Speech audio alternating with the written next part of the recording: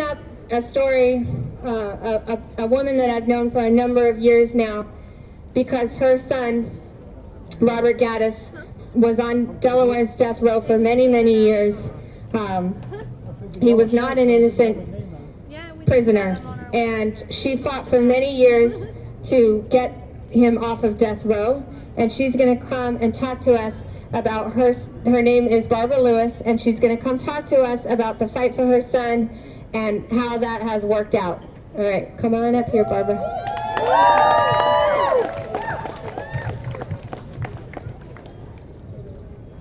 Hello, Texas. I am your sister. Yes. Yes. Because a few years ago, Delaware was #1, like Texas, but per capita. Yeah. In the death penalty. Yeah. It executed just as many people as Texas per capita. Wow. We have moved from #1 to #3. That's something, but it's not enough. Yeah. Right. So I'm here to say I represent hope. Continue to fight. Yes.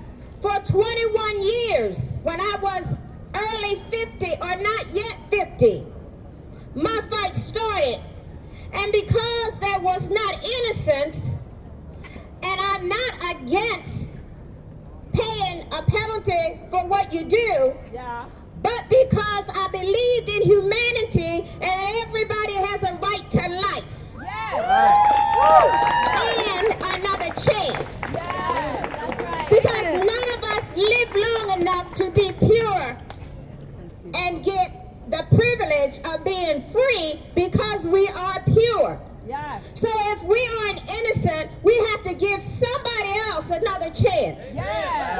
So I stood up even though I wasn't common folk that could have the right to stand up. All right. I didn't look like the people of privilege. Come on. I didn't have education like the people of privilege. Come on. Rick Perry probably would not have welcomed me in his office. Right. But I tell you, I stood in Governor Markell's office way back 10 or more years ago. Yes. Before he was governor, because somebody knew him and said he needs to hear your story, your truth.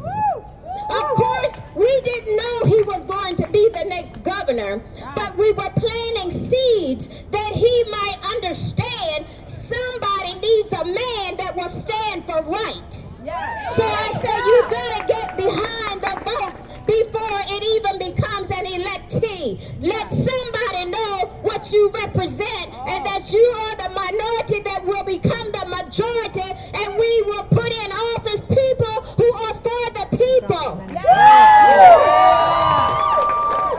I could have been ashamed. I could have been fearful. I could have stood behind my color and said, I can't go stand in the group because it don't look like me. But because I had unconditional love, like this mother back here, she has unconditional love for her son.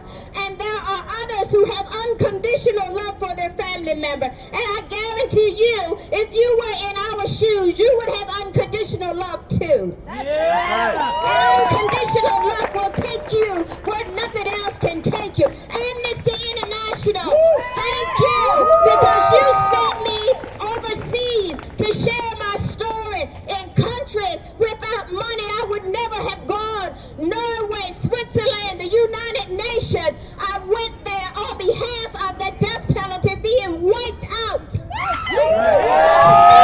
Before it got started. New Mexico, I was there because you allowed me across the border to plant a tree. I just want to say, keep on going, because today, Robert Gattis was the first man, not innocent, in the state of the history, in the state of Delaware, to get a clemency from a governor. It can happen. You just gotta keep working at it and put the person in the position